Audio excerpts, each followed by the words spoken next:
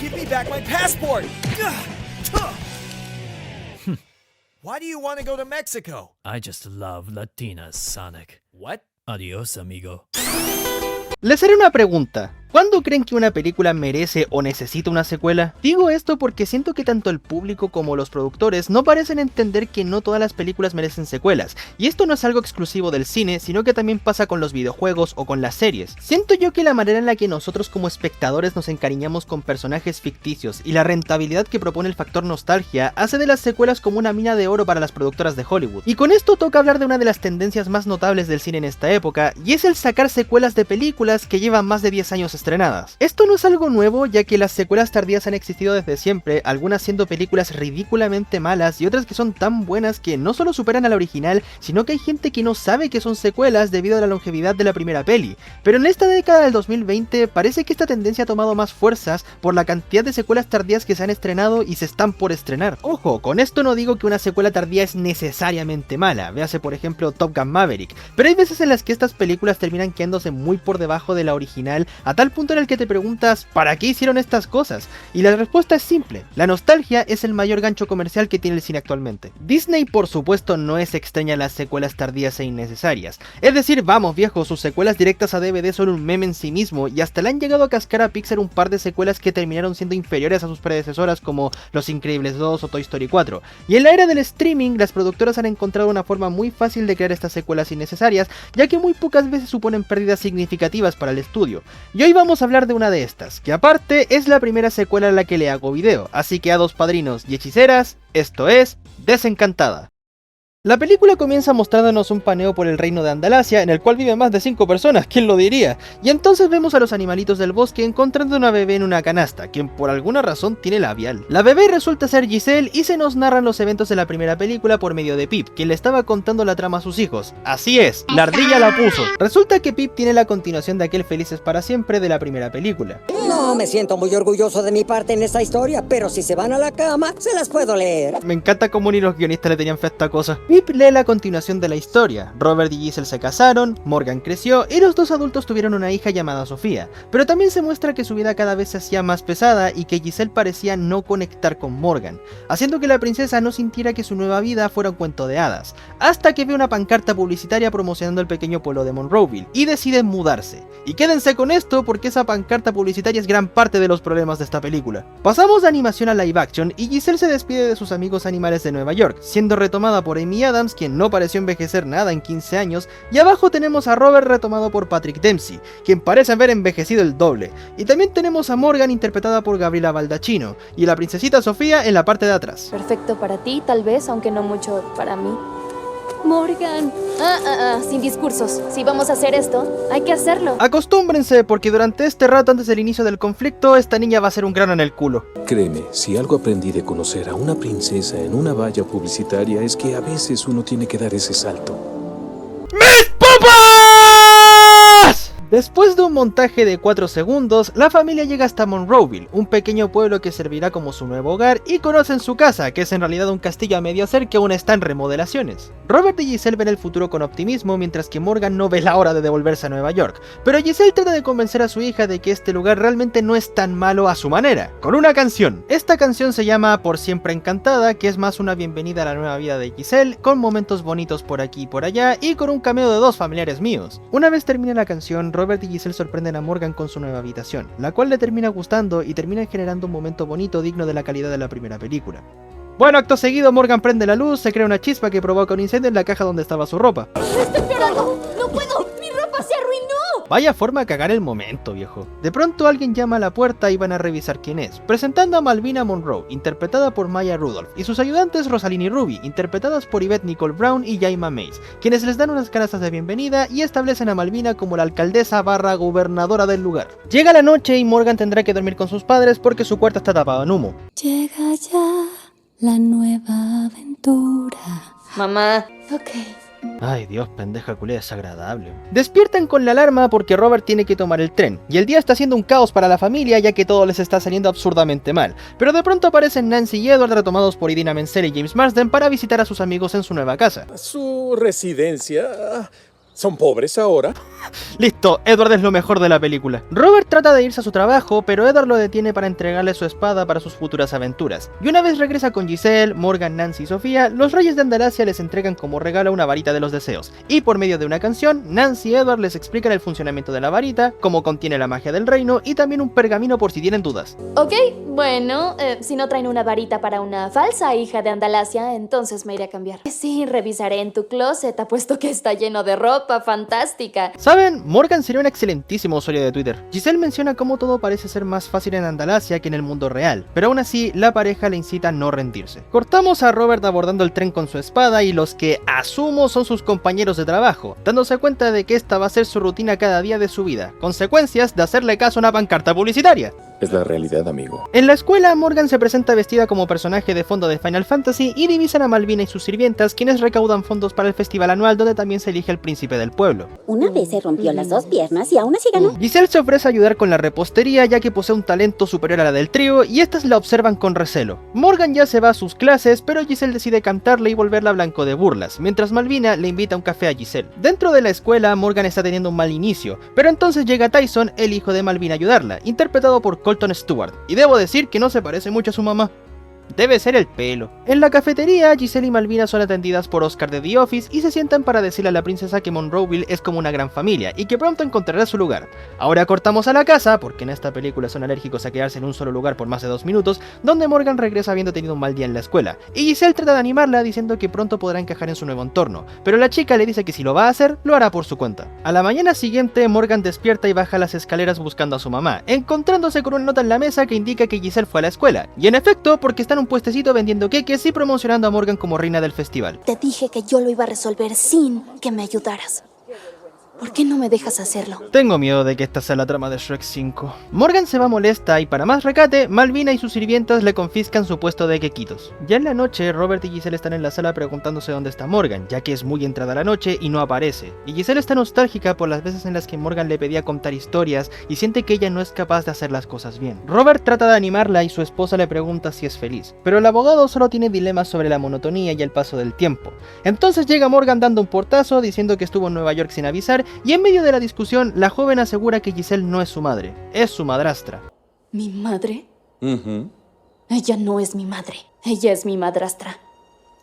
Y es lo único que va a hacer. Giselle se va devastada de la sala y en el patio de la casa canta con el corazón roto acerca de cómo desearía que las cosas fueran como en Andalasia, cosa que se pudo haber evitado de no haberle hecho caso a una pancarta publicitaria. Pipa aparece desde el pozo y por alguna razón ahora puede hablar pese a que en la primera película no lo hacía, entonces a Giselle se le ocurre una idea y es usar la varita de los deseos de su hija para pedir que todo sea como un cuento de hadas, pero el hechizo no parece funcionar y la princesa se va a dormir, sin saber que desde el pozo la magia se empieza a apoderar de su patio. A la mañana siguiente, Giselle despierta al sol de unos pajaritos hablando, literalmente, y baja a la cocina junto a Sofía, donde se encuentran los utensilios y electrodomésticos teniendo vida propia. Y espero que les haya gustado esta escena porque estos objetos inanimados no vuelven a aparecer en toda la película. También aparece Morgan con el que probablemente sea el mejor inicio de un estribillo que he escuchado en una película de Disney.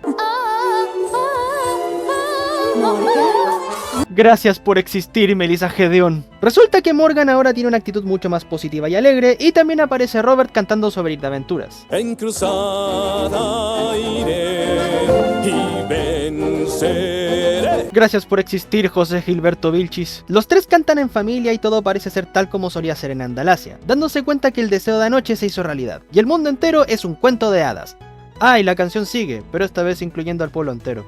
Nuevamente, voy a extenderme con esto al final, así que voy diciendo que este es un gran problema que tiene esta secuela. De pronto se anuncia la llegada de la reina Malvina, quien con sus poderes hace que todo sea perfecto, y hacen todos los preparativos para el festival. Malvina nota la varita en las manos de Sofía y Giselle trata de evitar que la tome. De pronto, suena una campanada y algo cambia dentro de la princesa. ¿Por qué no solo pones atención a tu fiestecita? Después de todo, la repostería es lo que se te da mejor. ¿Cierto, majestad? Giselle recupera la compostura y huye del lugar, a sabiendas de que la reina sospecha de ella. Esta, junto a sus sirvientas, van hasta el vestíbulo del castillo para preguntar al espejo Oscar quién es la más poderosa del lugar. Pero el espejo intenta hacer una huida chat sin éxito y muestra a Giselle como la más poderosa. Entonces la reina manda a sus secuaces a robar esa varita. Cortamos a Giselle y Morgan probándose vestidos para el festival. Entonces la pelirroja vuelve a ser poseída por la maldad tras otra campanada y se decide probar todos los vestidos. Mientras tanto, pronto, Rosalind y Ruby llegan hasta la casa de Giselle para robarse la varita, mientras las dueñas del hogar están adentro con un montón de bolsas y con el vestido de Morgan hecho tira gracias a la Giselle malvada. ¿Qué le pasó? Está hecho jirones. Esto ni para la servidumbre. Que no falta el clasismo. Las sirvientas de Malvina logran robarse la varita, no sin antes dejar caer los aros de Ruby. Y quédense con eso porque será más importante más adelante. Morgan se va al mercado para comprar cosas para la casa y después de llamar madrastra a Giselle, esta cae en cuenta de que el hechizo está convirtiéndola en una madrastra malvada. ¿Qué? No inventes.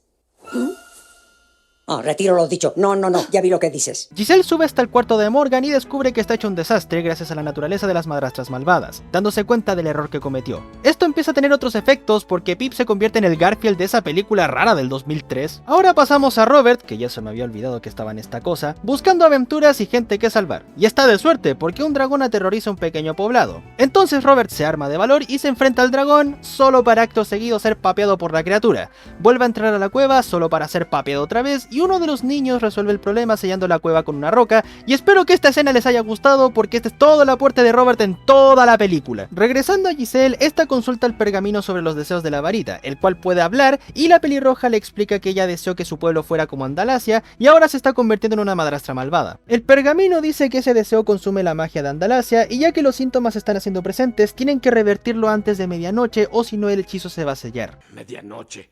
¿Por qué siempre es a medianoche? Giselle descubre que la varita no está y tienen 10 horas para recuperarla y deshacer el deseo. La princesa va en busca de la varita, discutiendo con su versión malvada y pensando en qué pasará con Robert y Morgan. Y hablando de la reina de Roma, la chiquilla se asoma dando un paseo y cantando una canción sobre cómo todo es perfecto menos ella y cómo anhela un amor real, solo para ser ligada por el príncipe Tyson. Mientras tanto, Giselle va buscando formas alternativas para revertir el hechizo, pero no encuentra nada de utilidad. En eso observa cómo Morgan y Tyson andan ligando y el príncipe invita a la sirvienta al baile del festival sin saber que la versión malvada de Giselle lo vio todo. De regreso con Malvina y sus secuaces, le entregan la varita de Giselle a sabiendas de que tienen un poder inimaginable en sus manos y la reina lo usa para convertir a Ruby en un sapito weón. Pero resulta que la varita no funciona ya que no es una hija de Andalasia según las palabras del pergamino. Y entonces Malvina hace que sus secuaces lo tomen de rehén para amedrentarlo con preguntas. Morgan regresa a su habitación llena de polvo y la Giselle malvada entra. La joven le cuenta que Tyson la invitó al baile, pero contra todo pronóstico, su madrastra le dice que no irá porque no ha terminado sus quehaceres. Y tienes que hacer jardinería, costura y remiendos, y no olvidemos las chimeneas muy polvosas. La madrastra se pone a la defensiva y castiga a su hijastra encerrándola en la torre más alta sin darle permiso para ir al baile. Eso es sarcasmo, ¿no es cierto? No es tan duro de entender después de todo. Lo satisfactorio que hubiera sido este diálogo si se lo hubiera dicho a la Morgan de los primeros 30 minutos. La Giselle malvada se hace con el control y encierra a Morgan en su habitación. Cortamos a Robert en su afán de no estar haciendo nada y de pronto un gigante acecha en los alrededores para el pánico de los transeúntes y alivio del aventurero. Mientras los pueblerinos se esconden, Robert planea hacerlo tropezar con una cuerda, pero no le funciona y se lo lleva colgando. En el caos, una niña pide ayuda antes de que el techo de un puesto la aplaste, aunque perfectamente se pudo arrastrar, y Robert deja ir al gigante para salvar a la pequeña, obteniendo la gratitud de los padres. De vuelta con Morgan, esta usa sus sábanas para salir de la torre, sin saber que Giselle malvada la estaba esperando y la toma del brazo para llevarla a su cuarto. De pronto, la Giselle original vuelve dándose cuenta de que se le acaba el tiempo, disculpándose con su hijastra y teniendo una pequeña batalla por el control. A lo que diré, me gusta cómo se usó la corrección de color aquí para representar a las dos Giselles. A Giselle se le acaban las opciones, así que decide mandar a su hija Andalasia a través del pozo.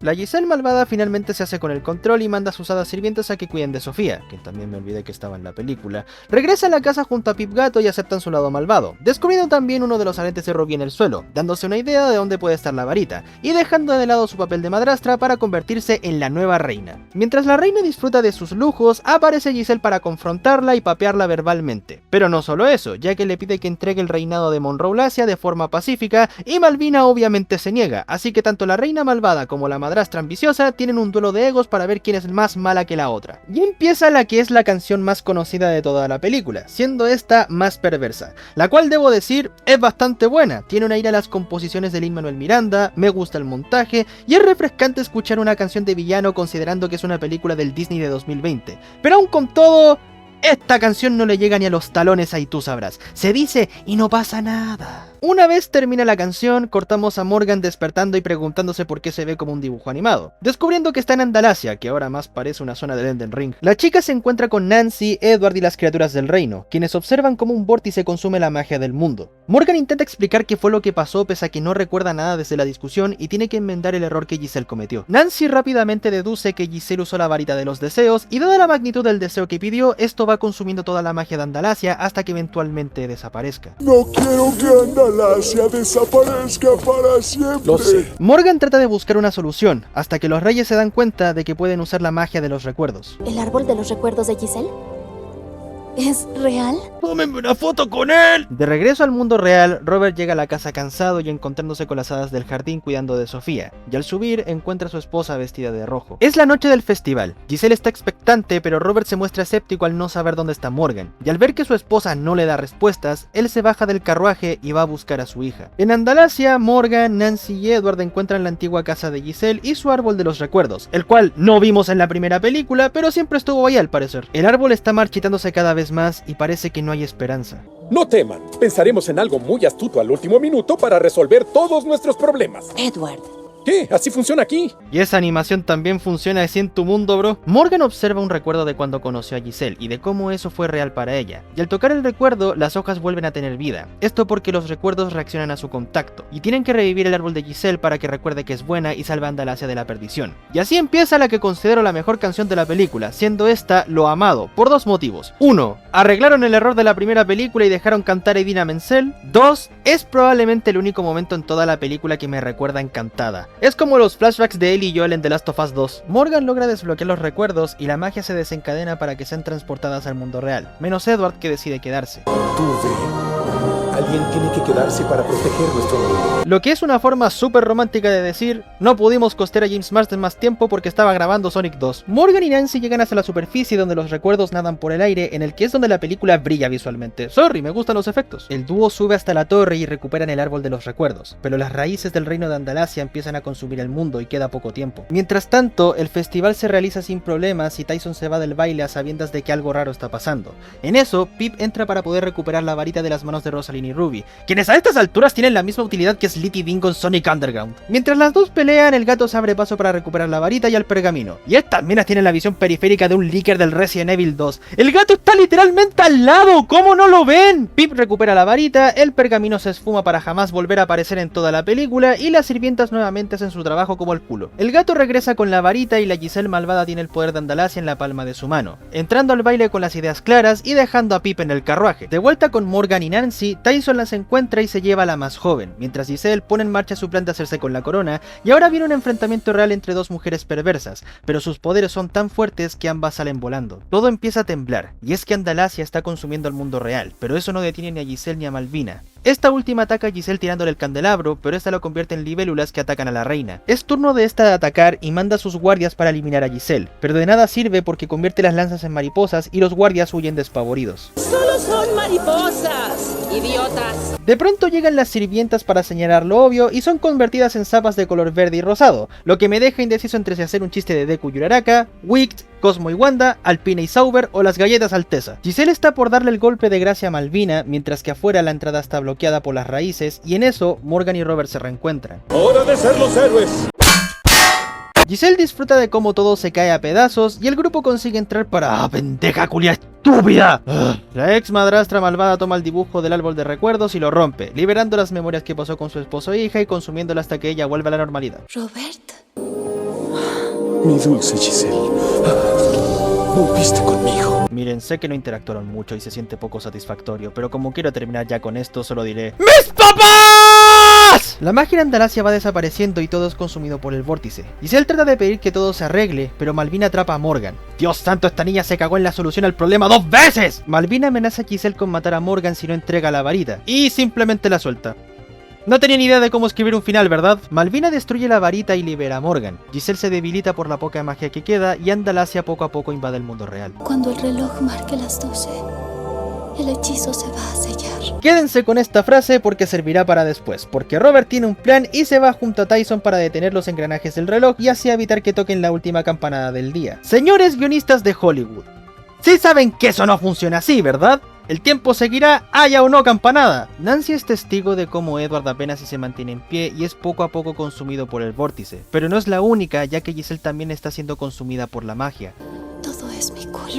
No. No sé, tal vez no debiste hacerle caso a una pancarta publicitaria, por supuesto que voy a insistir con eso. Giselle parece tener un último as bajo la manga, mientras Robert y Tyson detienen las manijas del reloj. Es responsabilidad de Morgan el regresar toda la normalidad, pero no puede usarla porque no es una verdadera hija de Andalasia, a lo que Giselle responde que sí lo es por el mero hecho de ser su hija, y le canta una última vez a Morgan sobre lo mucho que la ama y cómo siempre estará con ella. Morgan ya no sabe qué hacer y las campanadas todavía no suenan, ya que Robert y Tyson detienen el reloj. Me estáis weando que eso funcionó. Malvina lanza un hechizo para impedirlo, pero mientras Robert sostiene el engranaje como puede, Morgan desea poder volver a su hogar justo cuando el reloj explota. Morgan despierta en su cama confundida y baja las escaleras, encontrándose a su mamá y a su hermana sanas y salvas. Y a Robert también, pero cree que todo fue un sueño, ya que solamente la persona que posee la magia lo puede recordar. Una excusa un poquito idiota si me lo preguntan. En la cafetería, Malvina y sus ayudantes están completamente confundidas y Giselle entra para disculparse por dejarse llevar por su entusiasmo. Y la alcaldesa también pide perdón por su actitud y la invita a su comité.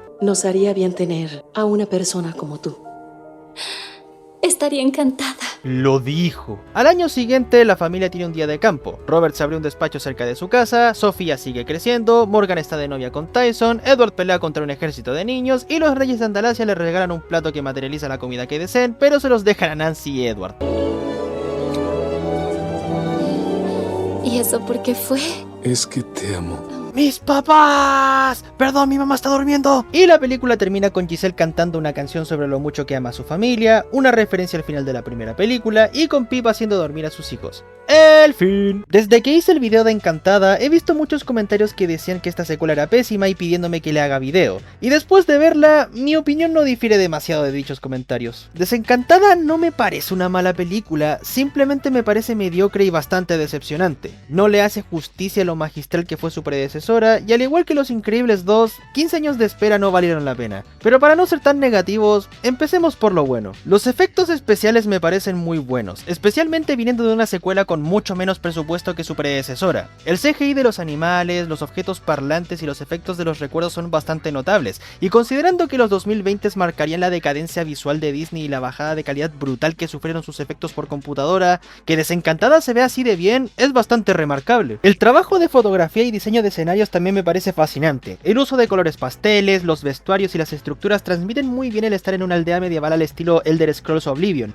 e insisto que mi escena favorita a nivel visual es la discusión de la Giselle buena y la malvada por el cómo usan la corrección de color y los filtros para contrastar sus personalidades. Las actuaciones estuvieron igual de geniales que en la primera película. Amy Adams hizo una interpretación tan buena como Giselle que me cuesta creer que pasaron 15 años desde la última vez que le dio vida. Su actuación se siente tan encantadora como en la original, y el hecho de que también supiera darle un giro a la personalidad malvada de Giselle demuestra lo talentosa que es esta actriz. Patrick Dempsey, Idina Menzel y James Marsden se mantienen casi iguales a sus apariciones en Encantada, con la diferencia de que Patrick se siente mucho más relajado y se notaba que se la estuvo pasando bien con el Robert lobotomizado. Me gustó que le dieran más tiempo en pantalla a Idina Menzel y hasta le dieran la mejor canción de la película, y James Marsden hizo un muy buen trabajo aun cuando tuvo súper poco con lo que trabajar y teniendo problemas de agenda, ya que esta cosa se grabó al mismo tiempo que el Prisas 2. Y respecto a los actores nuevos, Gabriela Baldacchino como Morgan siento que lo hizo bien a pesar de ser uno de sus primeros papeles protagónicos como actriz, y Maya Rudolph como Malvina se lució, se siente como una verdadera reina malvada debido a sus expresiones arrogantes y secas y sus movimientos tan característicos de personajes así. Me gustó también que le dieran más protagonismo a Andalasia, ya que en la primera película apenas si teníamos información del reino, pero acá al menos establecieron el lugar de forma física y la importancia que tiene la magia en su mundo, aunque eso sí, igual mostraron las mismas locaciones de la primera película y la animación sufrió un downgrade del que vamos a hablar más adelante, así que por mucho que le dieron más cabida a Andalasia, sigue sintiéndose muy desaprovechada. Ahora pasando a lo malo, voy a empezar diciendo que el guión es flojísimo. Sé que la primera película no es la octava maravilla del séptimo arte, pero al menos podía decir que el guión era sólido y no intentaba ser más de lo que en realidad es, pero en Desencantada hay tantos huecos argumentales y tramas que no despegan que me sorprende que fueran 5 los guionistas que se encargaron de esta película. Uno de los mayores huecos argumentales es que nunca se explica qué fue lo que pasó con el negocio de costura de Giselle. En la primera película ella abrió su emprendimiento como una forma de demostrar que sí se pudo adaptar a la dinámica del mundo real, pero acá nunca explican qué pasó con ese negocio. Quebró, lo clausuraron como pasó en Ratatouille con el restaurante de Gusteau. El literal culmine del desarrollo de Giselle como personaje en la primera película es completamente ignorado acá. Está de más más decir que el hecho de que la trama se desencadenara porque Giselle vio una pancarta publicitaria me pareció sumamente estúpido.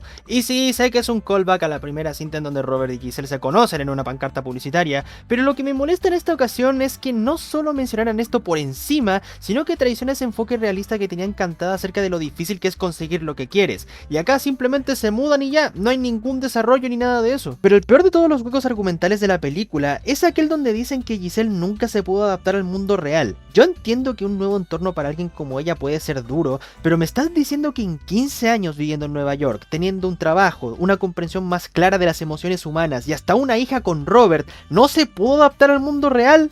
Literalmente tiraron todo su desarrollo de la primera película para dar pie a esta secuela, y esto hace ver que los guionistas ni siquiera vieron Encantada. Y eso sin mencionar cosas como el hecho de que el árbol de los recuerdos de Giselle es un literal plot device que nunca se estableció en la película anterior y nunca explican de dónde salió, aparte de que la magia más poderosa de Andalasia es el beso del verdadero amor, no los recuerdos, o Robert y Tyson deteniendo los engranajes del reloj para que no den las campanadas de las 12, cosa que, reitero, no funciona así. Y también que Giselle nunca enfrentara consecuencias reales por haber lobotomizado a un pueblo entero solo por un capricho. Y no crean que me he olvidado de las tramas que no van a ninguna parte. Robert teniendo miedo a la monotonía y a la rutina, nunca llega a nada. Morgan tratando de adaptarse al nuevo pueblo, se deja por la mitad. Edward y Nancy en Andalasia ni siquiera les dan importancia hasta el final. Transformaron la película en algo completamente diferente y dejaron al aire varias subtramas que terminan siendo relleno barato. El romance es insultantemente insípido, porque el motor de la cinta del 2007 era la relación de Robert y Giselle, su desarrollo, los detalles, lo que significaban uno para el otro y lo que aprendieron al conocerse. Aquí ningún romance se siente bien escrito.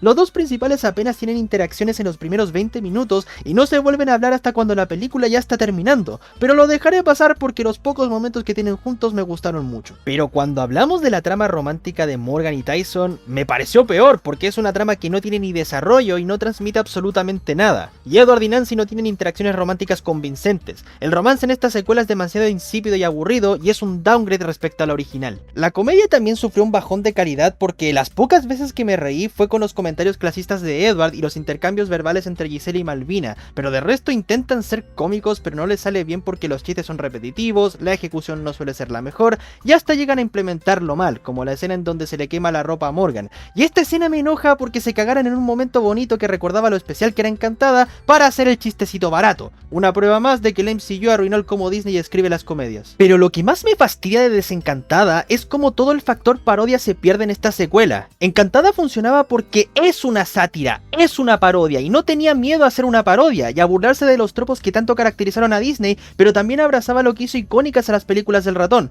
Pero acá ¿todo esto va en serio? No existen burlas a los clichés de los cuentos de hadas, no hay chistes respecto a los tropos de los clásicos, no hay cuestionamiento de la realidad interna y los personajes no son tan exagerados como en la peli del 2007. Ahora todo esto se supone que va en serio y me lo tengo que tomar como tal. Incluso llegué a preguntarme si estaban siendo meta y la trama era el chiste en sí. Pero no, la secuela de una de las mejores parodias de Disney es una película genérica de princesas. Esto no te lo puedes inventar ni aunque quisieras. Pero eso no es lo peor, porque aparte de todo, Desencantada es una vil copia a WandaVision. Solo piénsenlo, mujer pelirroja interpretada por una actriz hermosa atrapa a un pueblo en una dimensión de bolsillo y lobotomiza a sus habitantes para que actúen como ella quiere mientras poco a poco se vuelve más malvada. Es literalmente la misma trama, párrafo por párrafo. Y esto solo demuestra que los guionistas ni siquiera lo intentaron. Solo vieron WandaVision, hicieron el jutsu de réplica y listo, denme mis 7 millones de dólares. El final de la película es otra prueba de que esta cosa fue escrita a la maldita sea, porque hay momentos como el de Morgan tropezándose o Giselle dejando caer la varita que denotan que los escritores querían terminar con la película lo antes posible, porque todo trata de fluir de forma normal, pero termina creando varios momentos forzados solo para darle un final más dramático de lo que debería. Es decir, si ya sé que todo va a salir bien al final, no hace falta trijardear con el dramatismo. Y la animación de los personajes en Andalasia también sufrió un nerfeo, y se nota que esta vez no tenían a James Baxter, y más que eso, parecía que lo estaban imitando, porque si bien hay momentos donde la animación es fluida y consigue hacer buenos movimientos, hay otros momentos donde los diseños y la animación se ven raros. Pasando a los personajes, tengo sentimientos encontrados. Giselle sigue siendo súper adorable, mantiene su positivismo, amabilidad e inocencia que la caracterizaban en la primera película, e incluso su versión malvada termina siendo muy carismática, y me alegra que los escritores encontraran una forma de torcer la dinámica del personaje, pero aún con todo, tengo un problema con Giselle y es que se siente una involución respecto a su desarrollo. Ya hablamos de que no tiene sentido que Giselle no haya podido adaptarse al mundo real en 15 años, así que hablemos de lo egoísta que fue en esta secuela y cómo la misma no parece castigarla, porque para empezar fue idea de ella al mudarse a un pueblo fuera de Nueva York, a pesar de que no tenían ningún problema inmobiliario y tenían todo de forma accesible, amargándole la vida a Morgan y haciendo que Robert se complicara la vida para ir al trabajo, únicamente porque le recordaba Andalasia y lo vio en una pancarta publicitaria. Y lo del deseo no es mejor porque deseó que toda su vida fuera como en Andalasia, porque así podría tener sus felices para siempre, no solo ignorando los sentimientos de su esposo, su hijastra y todo el ecosistema del mundo de cuentos de hadas, también ignorando todo lo que aprendió en la primera película, donde si bien el felices para siempre no existe, el estar con las personas que amas es más que suficiente, pero no hagamos como que la protagonista no aprendiera nada de la anterior película y así hacemos una segunda parte porque son así de hambreados en Disney. Lo peor es que al final no hay consecuencias para las acciones de Giselle, ni siquiera Nancy y Edward le dicen, oye, ¿podrías para la próxima no causar un apocalipsis en nuestro reino, porfa? Todo se resuelve con ese final todo creepypastero de que todo resultó ser un sueño. Dios santo, ¿qué le hicieron a mi Sheila? Lo de Robert ya me parece de risa, porque pasó de ser un personaje importante en Encantada a ser directamente una no entidad. Lo desplazan casi por completo y lo único que hace es hacer el mogólico con una espada. Sus escenas pueden ser recortadas de la película y no cambiaría nada porque se nota que los escritores no tenían ningún plan para el personaje. Es más, la película llega a un punto tan absurdo con la irrelevancia de Robert que hasta parece que se les olvidó que Morgan y él son papá e hija, porque estos dos apenas se interactúan. Tampoco ayuda que Robert siempre le diga que sí a todo a su esposa. Giselle le pide mudarse de la ciudad a pesar de no tener problemas financieros o incomodidad en su domicilio. Robert le dice que sí. Giselle actúa como una literal villana y que ni siquiera cae en cuenta de que Morgan anda desaparecida, no lo cuestiona para nada. Es un literal NPC. Y en cuanto a Morgan, Dios, es el personaje más detestable de la película, amargada, malagradecida y trata como la tula a sus papás. Y sí, sé que es porque no está de acuerdo con el cambio de hogar y a cualquiera le parecería una mierda el que te saquen de un lugar en donde estabas más cómodo,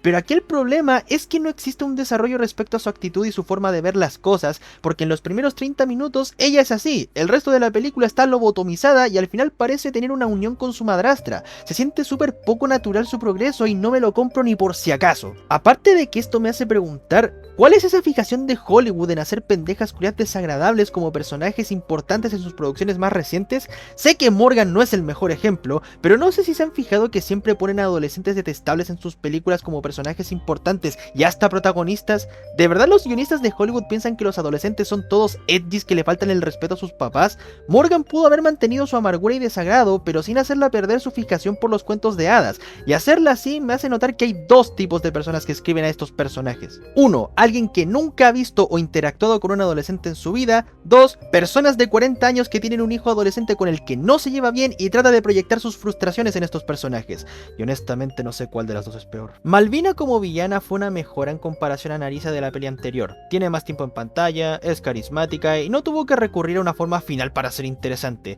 Pero al ser un estereotipo en conjunto al que no le hacen una parodia clara, hace del personaje sumamente olvidable. Al menos reconozco que sí se atrevieron a poner un villano de Disney como Dios manda, y todos sabemos que habría algo mucho peor después. En cuanto a otros personajes, el hecho de que Edward aparezca en la sección rápida es un sacrilegio porque se nota que faltó más de él, pero al menos está la excusa de que James Marsden estaba ocupado con una secuela mejor. Nancy tuvo mucho más protagonismo a comparación de Encantada y me alegra que al fin aprovecharan a Idina Menzel porque esa mujer es la absoluta cabra. Sofía, aún siendo una bebé, es sumamente irrelevante para la trama y hasta se me llegó a olvidar que estaba en la película.